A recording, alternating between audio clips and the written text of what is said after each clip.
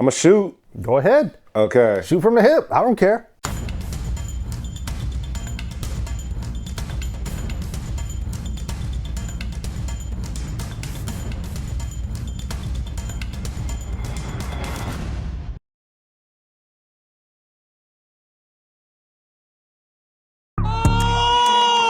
TKC!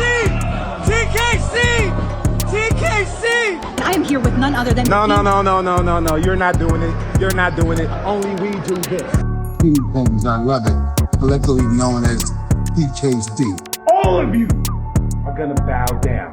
The only true villain in Richmond, California. TKC, the Kingpins Collective.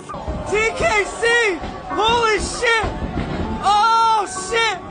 TKC! The main player, the hater slayer, the Mac Daddy, the Daddy Mac, the Don Dada, ain't none hotter. TKC, the Kingpins Collective. But it's funny how all of you now want to challenge for this after you took it as a joke. And I made it mean something.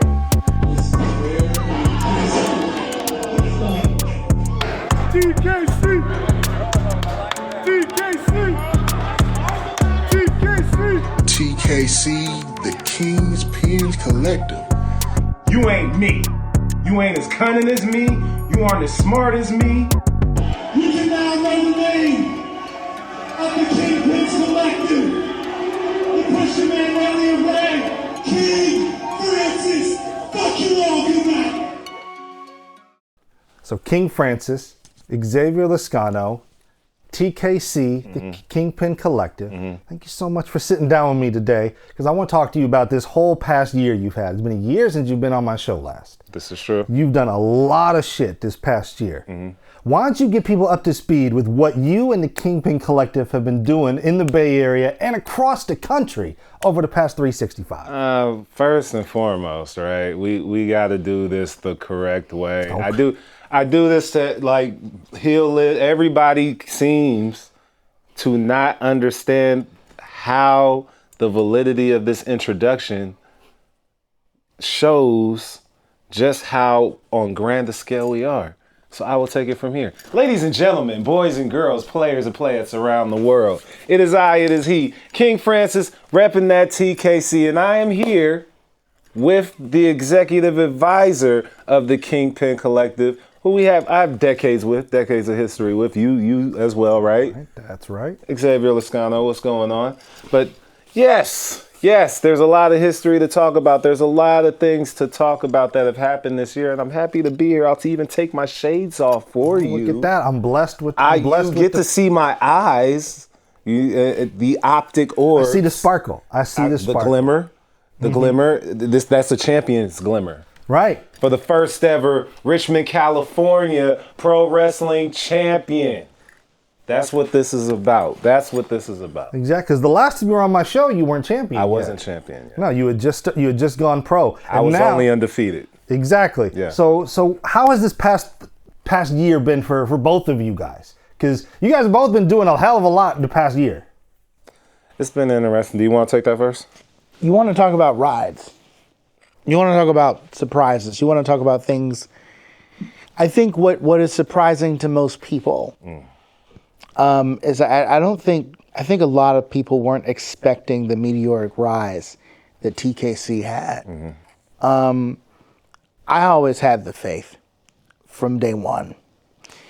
But the moment that you had your crowning victory is the moment that I knew everyone else is going to know exactly what time it is. And that's when you and I got to talking, and that's when certain moves got to be made. I went from being a commentator to being ringside manager for the greatest collective the Bay Area will ever see in pro wrestling. What's more exciting than that? To piggyback off what he was saying, the year's been pretty wild. I could think about where we were 365 days ago and kind of just be like, this ain't real sometimes, but it really is. It's trippy leaving where we were at, where we were originally training, kind of going on a limb because, anybody who tells you that where you're at is like the end all be all, you probably need to move up out of that spot, right?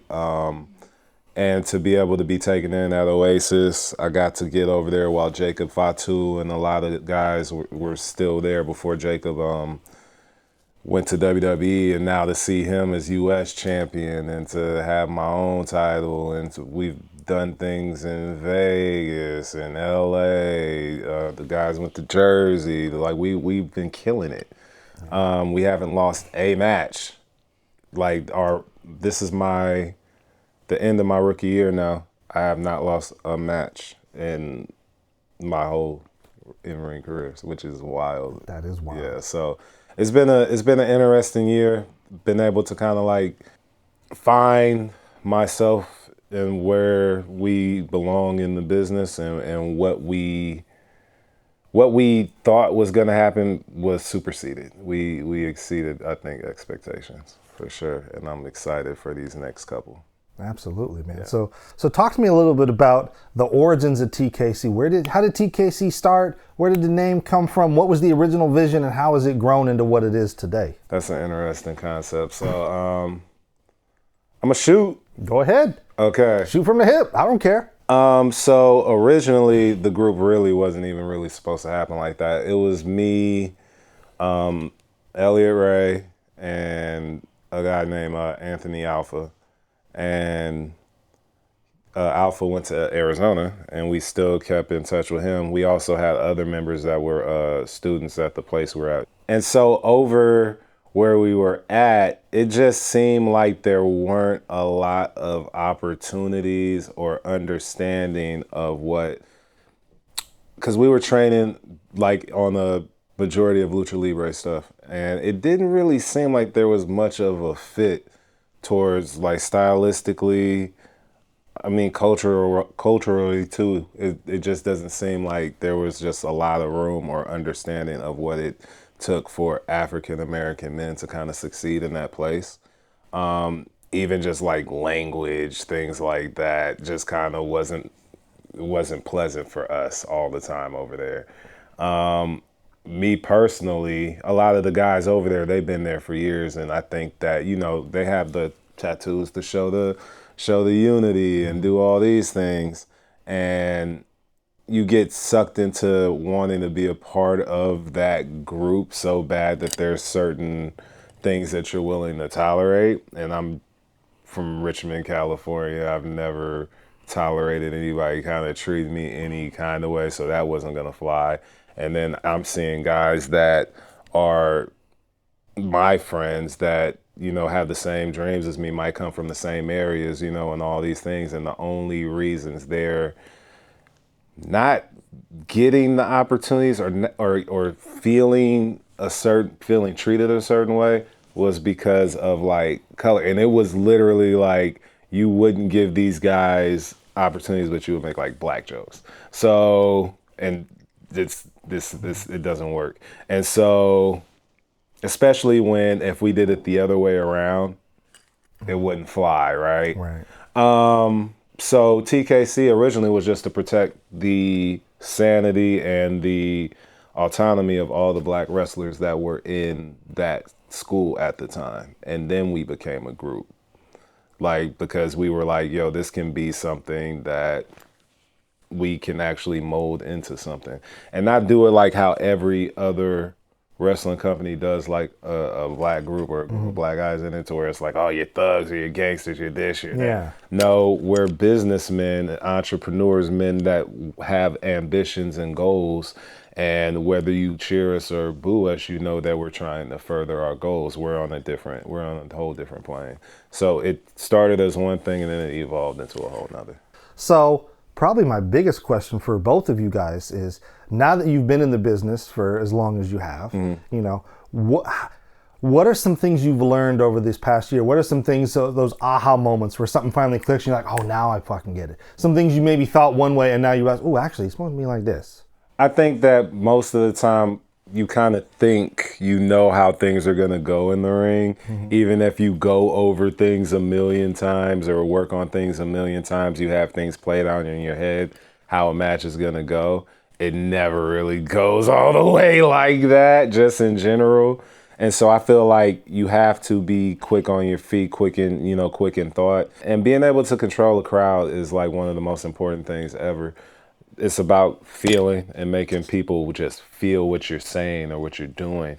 The mannerisms, just everything in general. It's always the small things. I've really realized how important like the small things are. We always talk about like the big moves, the big everything. It's always the smaller things that you don't think people are paying attention to, but they do, because they're trying to get a feel for your character and for who you are and your personality. And you give them those little things so they decide, they can know what side you stand on and if they're standing on that side or not. The little things with people are the biggest like things that I've learned about. And also pacing. Pacing is a big thing. Like I can go 100 miles an hour. That don't mean everybody else can. So it's kind of just about making the match flow the best for everybody. Yeah, we were talking about that off camera before this started, about how, anybody can throw a drop kick, anybody can throw a clothesline. Yeah. But what do you do to make it your own? How do you inject your own personality? How do you make people care and give a damn? Yeah. I think that's probably a super big thing that people overlook a lot, is just like the psychology and the storytelling behind it. People think it's just cool moves. Yeah. And I've done videos on here about it. It's not just cool moves. Fucking tell a goddamn story with what you're doing. All right. What's some of the, you've shared locker rooms with some well-known people in the business now. What's some things you've picked up from them on this journey of yours? I get to sit down and talk to a lot of the OGs, man, and just different people in the business in general. And even when we like get to kind of like go through different events and stuff and get to talk to some of the guys, let them know we're workers and get to pick their brains for a second. I think we were talking about like what X-Pac was saying about what differentiates, because everybody's good in ring now. Everybody has a decent skill set. So what makes you different from the whole field of everybody else who can do moves, right? So that's an important thing. I think Ricochet was somebody who we met recently. I think Ricochet was somebody who gave some good advice, just talking about getting out there, just everywhere and trying to, make a mark everywhere. And he was also saying the same thing about, moves and how cool it is to know these moves, but what are you doing to put your own spin on everything to make people know who you are? Because everybody knows those moves. Yeah. You know what I mean? But they gotta know you. That's the thing that you're selling to people is you. And yeah, that's the biggest thing that I've learned. Even just sitting over here and we were over I was in the locker room with Gangrel and got to talk to him for a couple seconds about a couple things, and super nice guy. That's like attitude era, and he's to see him out there still, doing his thing. A couple other guys that are just Alphazo, who's like one of the top indie guys right now in the Bay, and he just was in Japan. I think he's going back to Japan pretty soon. That's one of my original trainers. Good guy, just getting dojo Japanese training from him and seeing what that requires and getting those things, and then getting to kind of be in the ring with people who use strong style and see how that kind of feels. Yeah. Just different things for different people. And again, being able to sit under that tree with Jacob Fatu 1 year before, he goes on this WWE tear is pretty amazing. I remember having conversations with the guy after class. Me and him became actual friends. And me and him and Elliot Ray, we'd be riding together and just talking about what the dream was in wrestling. He'd always be dropping gems about what he was doing beforehand, what his family was doing, and all these other things. And I've been able to gain a crazy wealth of knowledge from some people you would never think of. It's wild. No, that is wild, because you were going to say something? Yeah, back to your question earlier about things you'd expect and didn't. How matches are set up. The listening to wrestlers, and me being drawn into that as ringside manager, having a part to play in, there's vocabulary that I didn't know. I'm not sure if I could share this. Yeah, don't kill the kayfabe. I'm not doing don't that. Go too far. But there's certain there's certain wrestling school terminology that I have been unaware of, And there's certain systems in place with the vocabulary that I was unaware of that I'm learning. The biggest thing for me is timing, like being accurate in timing and seeing those opportunities and seizing them at the right moments. And reflecting back on what you said about, you expect certain things to happen in the ring and then they don't. And the biggest thing for me to learn is spontaneity, I think. That's important. That's important. And that's what I've been working on to better my managerial skills, because as your executive advisor, it is also my responsibility to react when need be. Mm-hmm. Reaction time is everything. Yeah, no, it's most definitely a timing thing that's important. Timing is hella important. There's so many things that can go wrong in the ring. Like, just even doing backyard that's dangerous in itself. So many things that can go wrong in the ring. And so, you're responsible for yourself and the safety of who you're wrestling to a degree. We all want to go home. Yeah. You know what I'm saying, at the end of the day. So that's the one thing that I've always been told by no matter what coach I had. And I've had some of the biggest, brawniest coaches you could think of, right? But everybody deserves to go home. Safety. Yeah. Yeah, no, definitely. Absolutely. You preaching to the choir on that one. Neck, yeah. Yeah. The Mr. Broken Neck. Yeah, you preaching to the choir on that one. Broken freaking neck. How'd that feel? The show must go on. How'd that feel? The show must go on. Now here's a trip. Like, I don't know if this is applicable to either of you guys. As I've gotten older, I've noticed my perspective on wrestling has changed. There's certain things now I see that annoy me that didn't used to annoy me back in the day. And there's certain things when I was a kid that I was all, into it. Now I'm just like, oh my God, will you guys fucking sell? Jesus Christ. Has you guys' perspective on wrestling changed over the years, especially now that you're in the business? Are there things now that annoy you that didn't used to annoy you? Do you have your own pet peeves about wrestling now? More so about presentation than anything. Mm-hmm. Like, I hate the kiddie presentation of wrestling, but that's not for me, right? I understand that, wrestling is a buffet. There are, a million styles of it. My thing is, it's some stuff. The one thing I hate is when people go on the top rope, right? And they're going to do a dive, or they're going on top of something, they're going to do a dive, and people just wait there. Oh my God, I hate that when they're just waiting to catch him. Yeah, I hate that. I feel like either time that shit out to a point where you could do it. Because there's stuff you can do. You can jaw jack with the fans in the front row and then turn around at the last second and catch him. They literally just sit there and wait, and I just hate that. It's like, you're killing it, bro. It's like, look, we all know this shit is predetermined. Yeah. I know the fucking mall Santa isn't really Santa. I still want him to give a shit, though. Yeah. Can you make me believe? Jesus Christ. Straight up, bro. But yeah, stuff like that, right? It's always little shit. But for the most part, people used to think I get annoyed by comedy wrestling and stuff like that. Now that I'm in it, I can see the little places where that can be feasible. Yeah. But it's not something I want to do all the time or want in my wrestling all the time. Yeah. Goofy wrestling is cool. I go along the lines of more competitive. I'm competitive as shit, hard hitting. Mm-hmm. I like my shit smash mouth, but at the same time, I do understand the value of the entertainment part of it. But geez, just certain things like that kill me. Beyond that, I think we're in a pretty good place where people are mixing athletics and their different styles. Now, whether a certain style is your cup of tea or not, that's a different thing. Yeah. But for the most part, I think we're in a decent place in wrestling right now. I think there's room to improve and evolve, but there's not nothing that I just absolutely hate besides that. Yeah. I'll tell you one of mine that I know why it happens, but I'm really sick of it. That's people kicking out of finishers.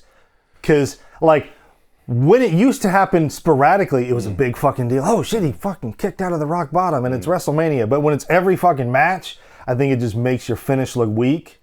And I think There's so many things you can do storytelling wise where you don't need to kick out of somebody's finish. You can get a foot on the rope, you can roll to the floor, you can counter, you can fight your way out of it. There's all these things you can do where you don't have to just kick out of somebody's finish. Because I think that hurts their finish more than it does. Oh my God, he fucking kicked out. Everybody fucking kicks out. What big fucking deal? Yeah, no, you know what though? That's the thing. I think there's a time and a place for it. Yes. Yeah. But I don't dig that. And also, I don't think that the DDT should be a transition move. I think that still has especially if you follow it with something pretty substantial, still think that has the makings, especially the even flow or spiking versions. Yeah. I think those have the ability to still be finishers. You're dipping somebody dead on their fucking head on the ground.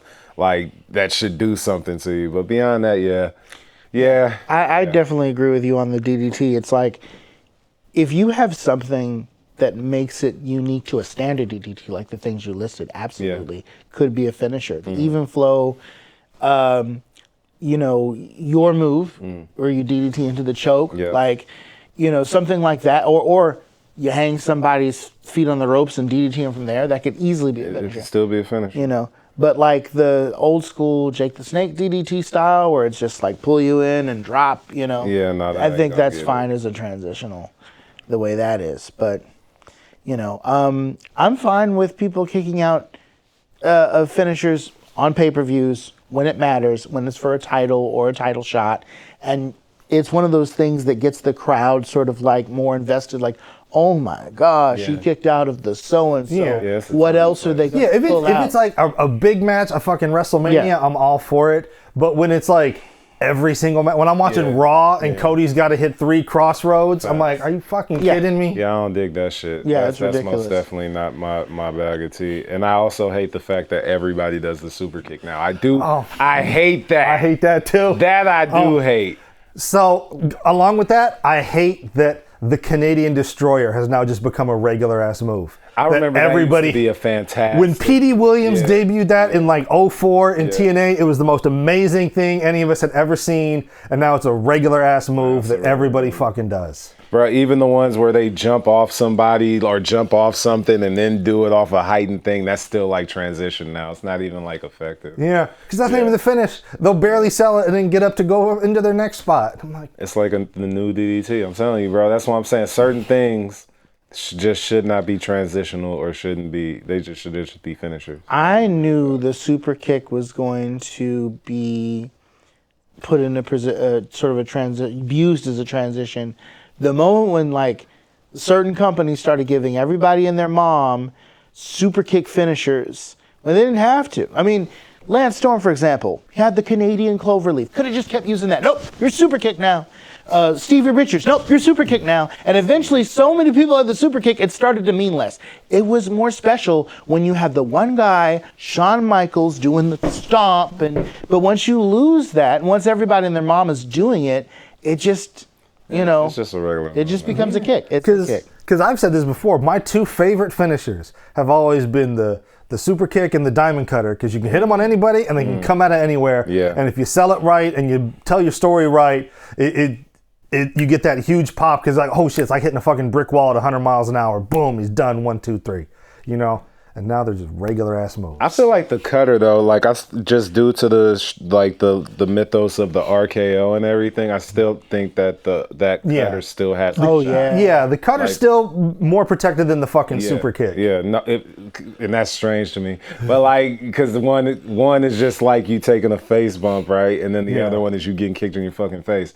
But that one, because of the spontaneity of it and how Randy kind of did it in so many different ways, that's a way more protected and respected move, I feel nowadays. I think it's on borrowed time.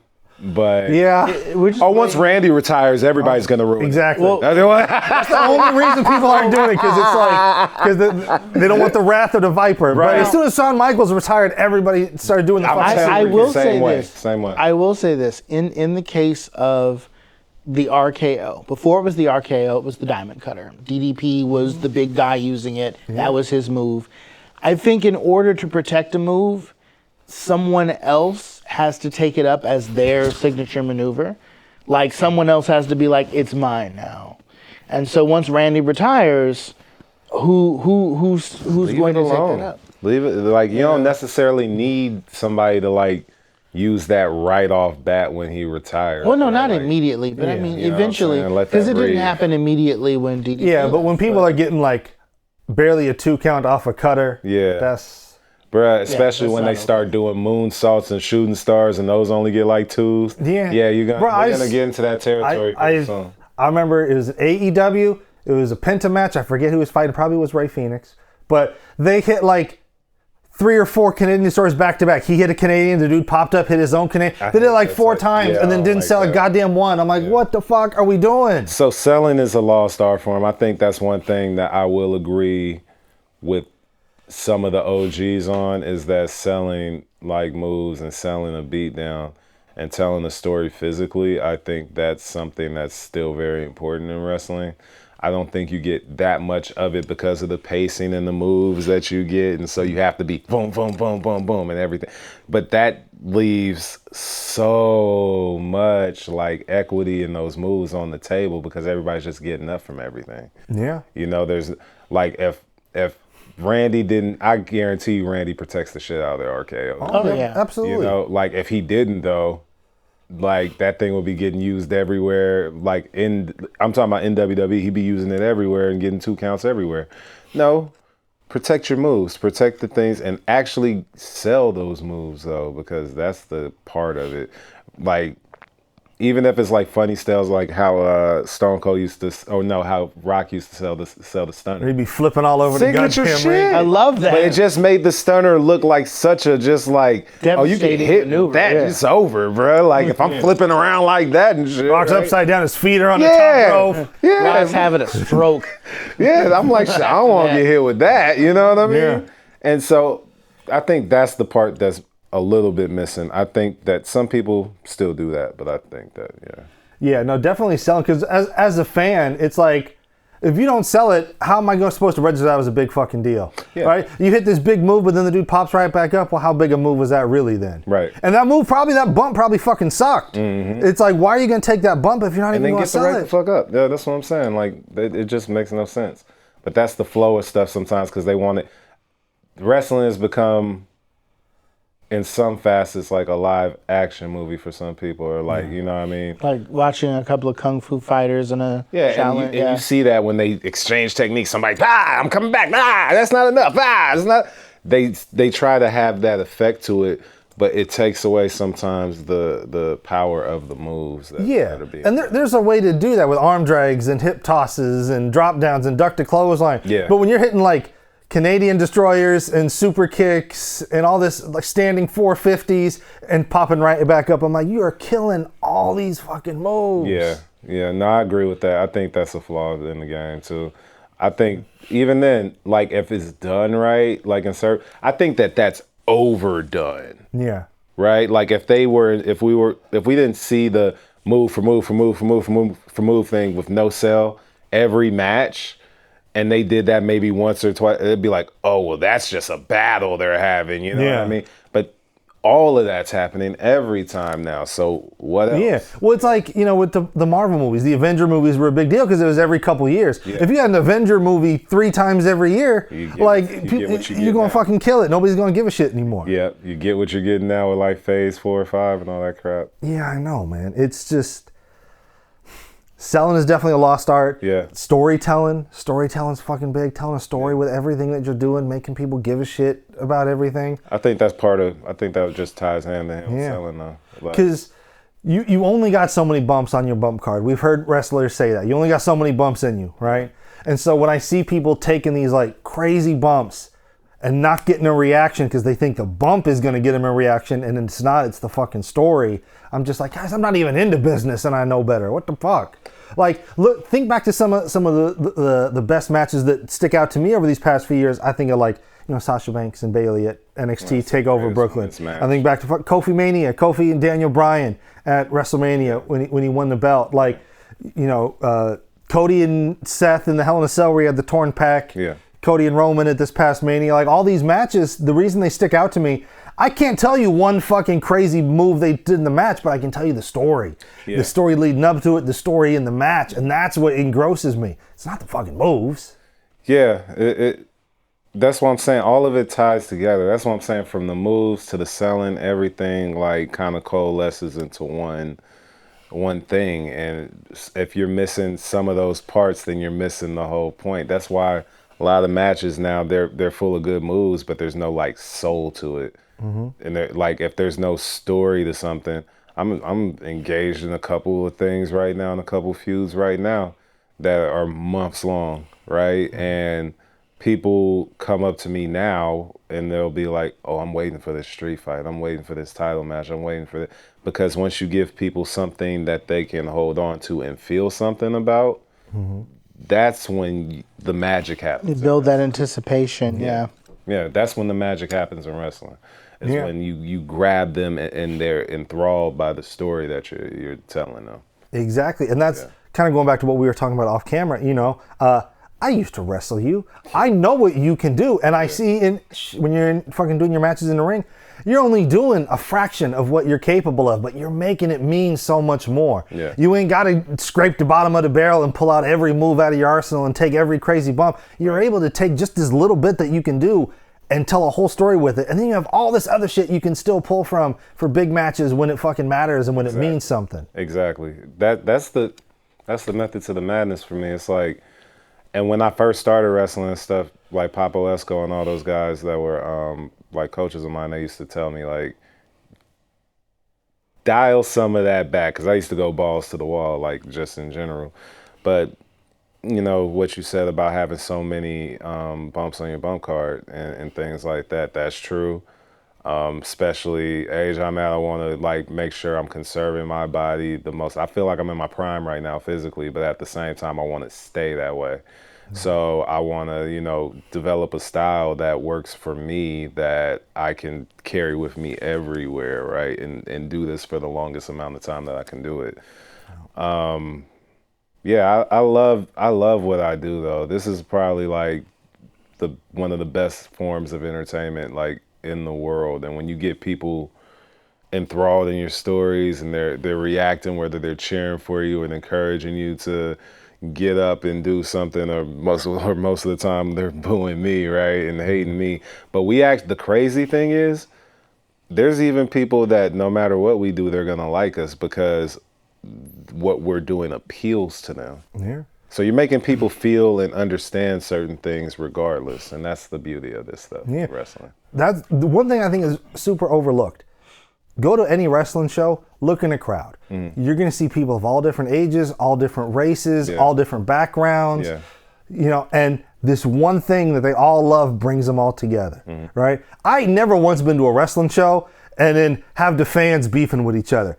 Every wrestling show I go to, people don't give a shit. Everyone's cheering, everyone's booing, everyone's having a great time. Yeah. They don't give a shit who the guy next to him is sleeping with, or what color his skin is, or what his religion is. Yeah. We're all wrestling fans. That's all that fucking matters. Yeah. It's like this microcosm of how the world should be and isn't, and that's frustrating, but that just makes me love wrestling even more. Exactly. Yo, man, isn't that the truth? No, it is great to see people from all backgrounds get together and enjoy something together. No one is...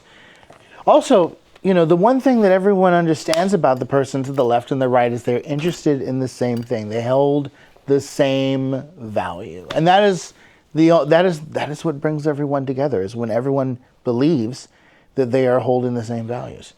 You know, regardless of race or age or gender, they're just like, we all love wrestling. This is great. And it goes to show the universality of the kind of storytelling that wrestling can do. In terms of no matter what, I've met fans who will watch AAA, New Japan. They may not be able to speak the language, but there's something happening in that ring that translates to them as they're watching.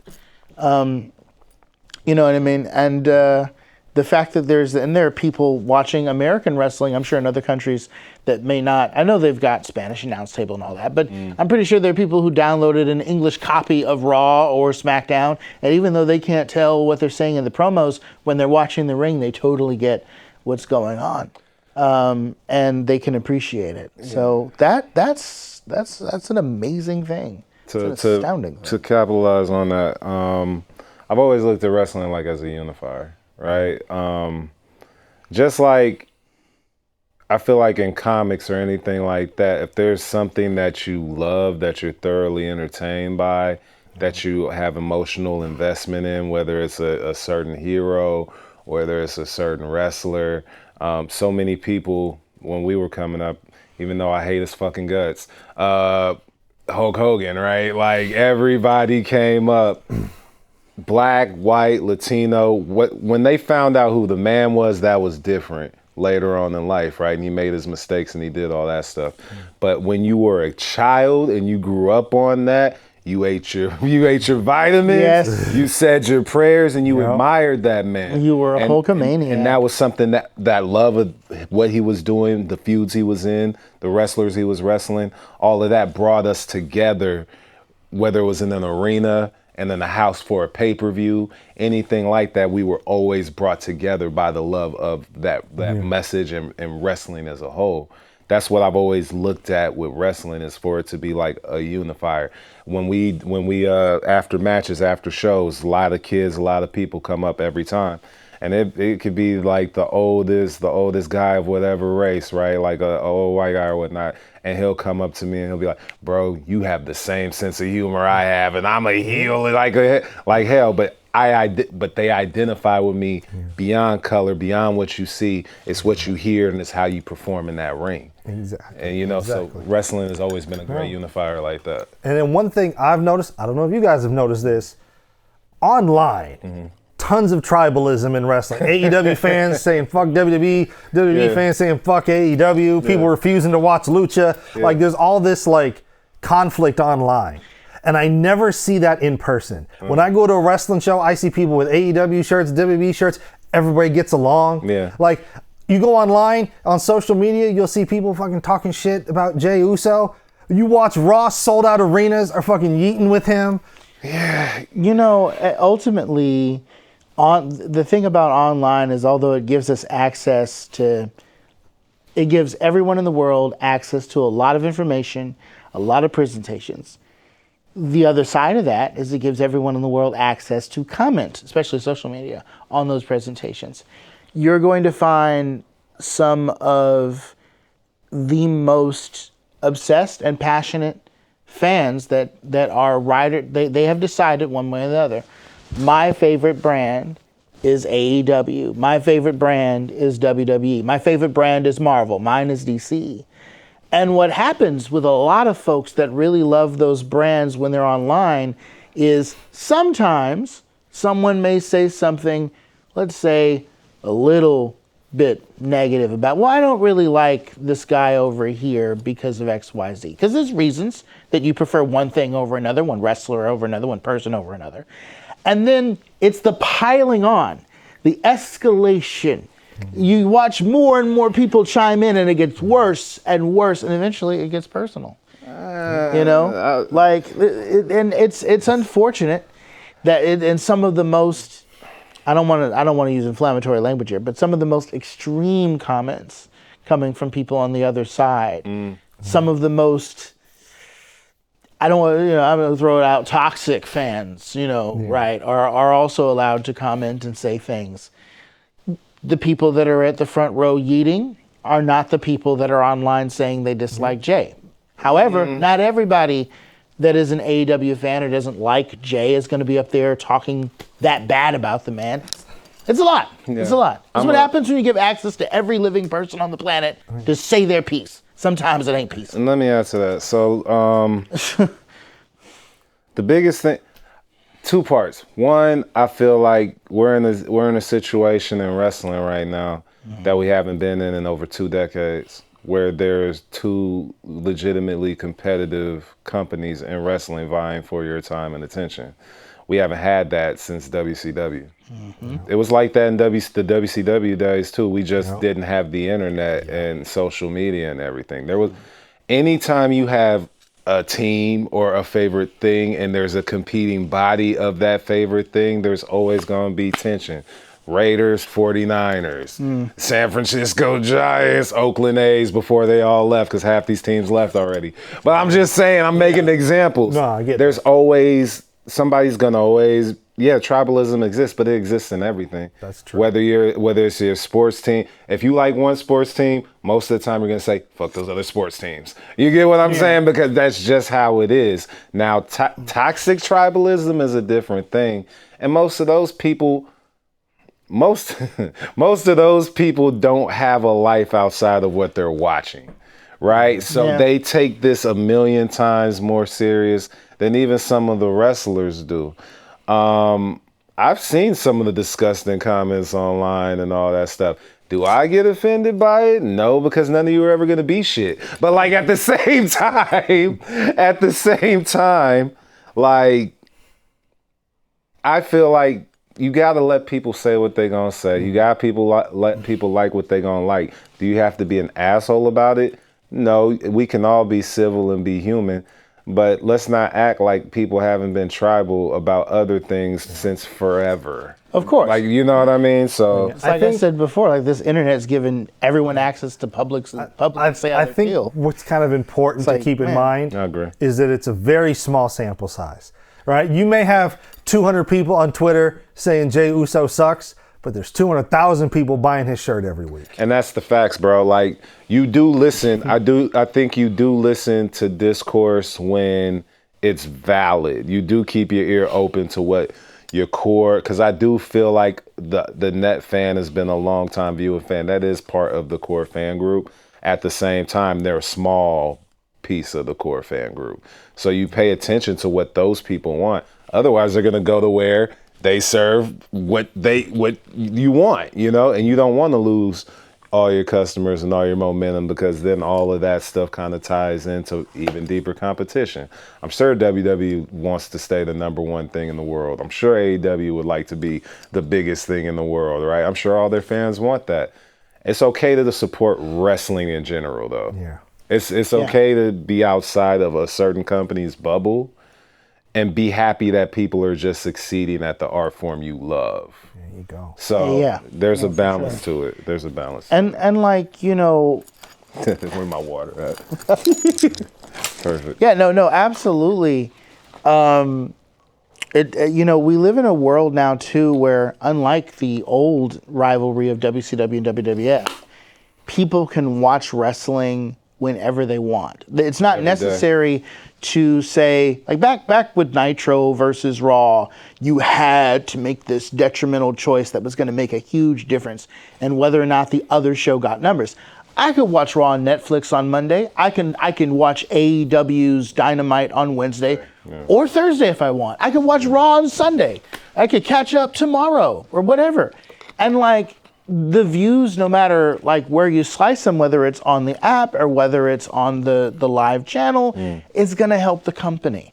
You can actually, if you wanted to, watch all the companies, every last company, and watch wrestling every day of the freaking week. You'd have to be a wrestling fan for that, though. Yeah. I'm a fan of actual wrestling and not just a company. Yeah. That's the thing. So I think the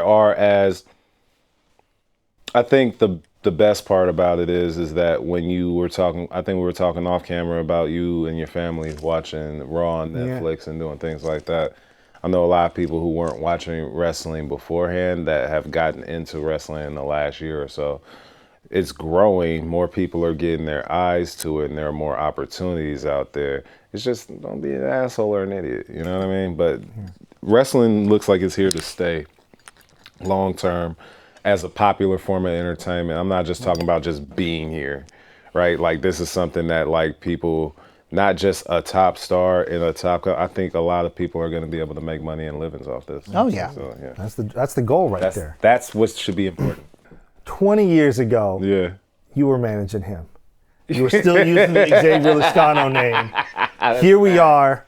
There's that continuity that carries over from what we were doing when we were kids. You were Xavier Lascano back then, you're Xavier Lascano now. There's that continuity there. You guys are still intertwined just like you were back then. To me, I think that's amazing. That's beautiful. I'm so proud of both of you guys and everything you guys have been doing. Like I said, y'all are representing all of us. You guys represent all of us. So I want to make sure you guys get your flowers. I appreciate everything you guys have been done this past year. I'm going to keep supporting everything you got going on in the future. Appreciate that. I'll be front, second row, maybe general admission, depends on payday. but I'll definitely be there. You got it. Don't give me that shit. You got it. You got it. I'm not taking that from you.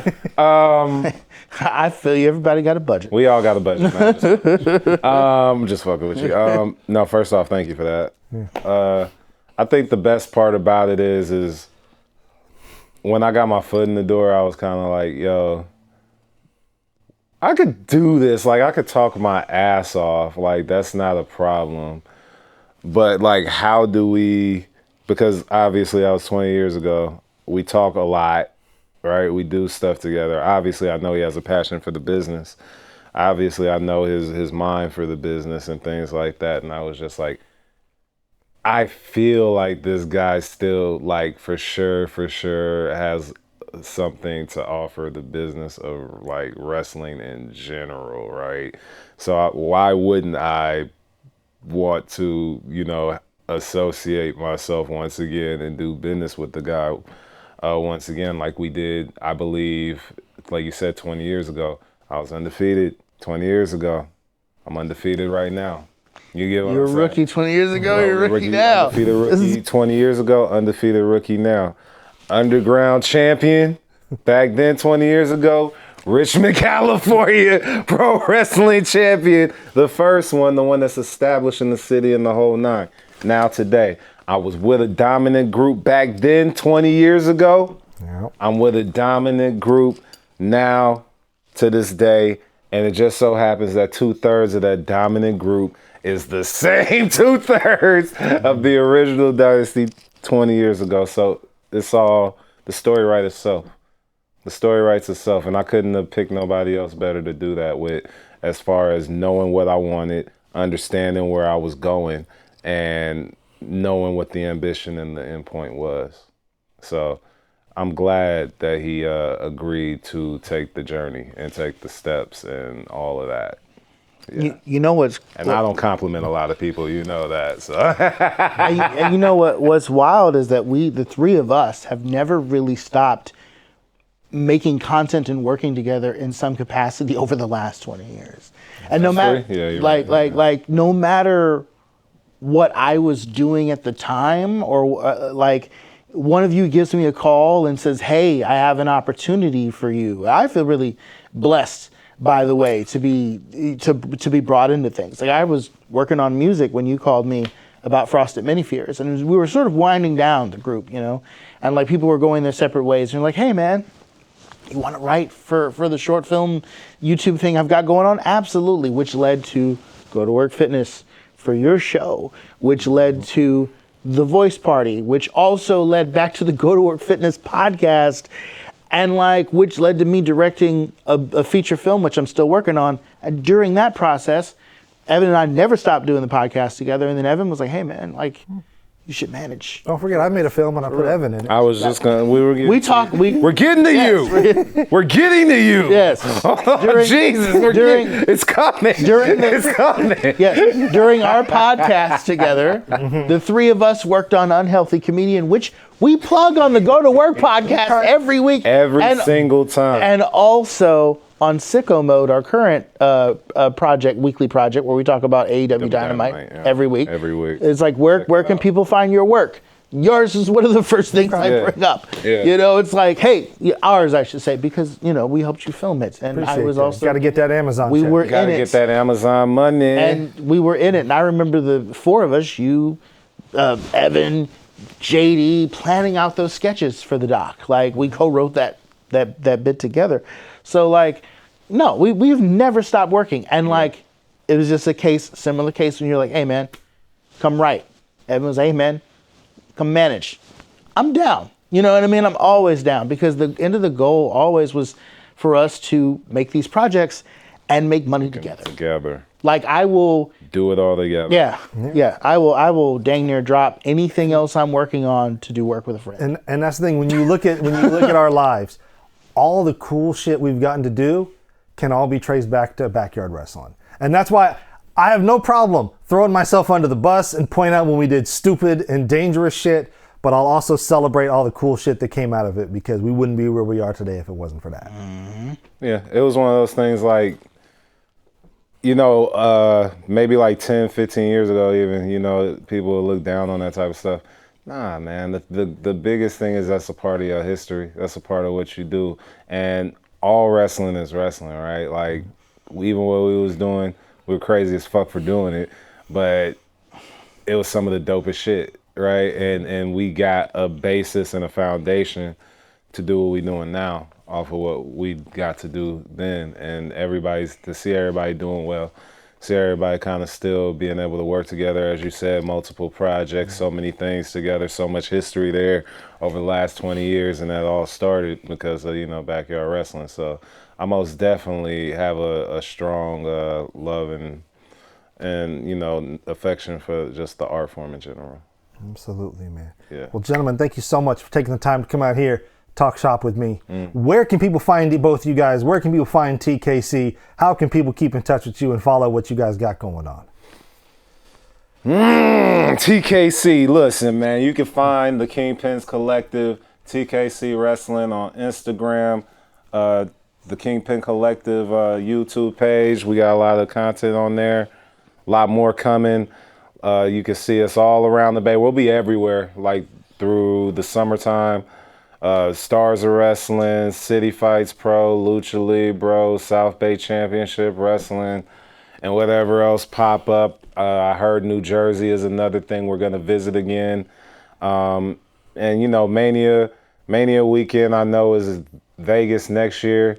We'll probably be taking a few stops in Vegas throughout the year to kind of build up some rapport there. So check us out there. Check me out on Go to Work Fitness on Instagram. And for the most part, for me, that would be good. I'm going to let you finish. All right. You can check me out on Joaquin_Xavier on Instagram. Pretty much everything I've ever done creatively is featured on that page somewhere. Yeah.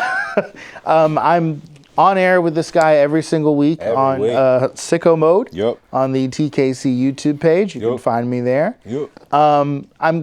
And also Unhealthy Comedian, as I bring it up every Amazon, time. Tubi, and Plex. Specifically Amazon. But get on Amazon so we can get that check. Exactly. I get a bigger payday from Amazon. Let's get Amazon. You can also check out the backlog for The Voice Party. Yeah. Quality episodes. We're not gone. It's we said it was a hiatus, and it's been a long hiatus, but still, check out the back catalog because those numbers count. Yeah, and we had you on there a bunch of times. Yes. Yeah, check that out. Yeah. Anything, I'm gonna check it out.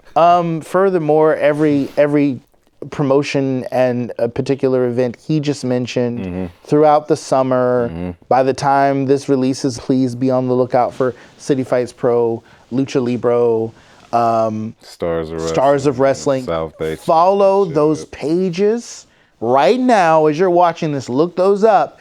Follow our Instagram group page, TKC, please, to keep updated on what shows we'll be at, when and where. Yeah. All right? Yeah. All right. Thank you, gentlemen. Wait, before we leave, I need you to know that you have been visited and graced by the presence of the Kingpins Collective, the executive advisor, Xavier Lascano, and the main player, the hater slayer, the Mac Daddy, the Daddy Mac, the Don Dada, ain't none hotter, Richmond's first and finest, the original breed, King Francis, your champion, your villain, your everything. And now we can close out. Thank you guys for watching Backyard Wrestling History with our brother Phil Spooner right here. And always know that these kings wear crowns over here. Respect the hierarchy. Yeah.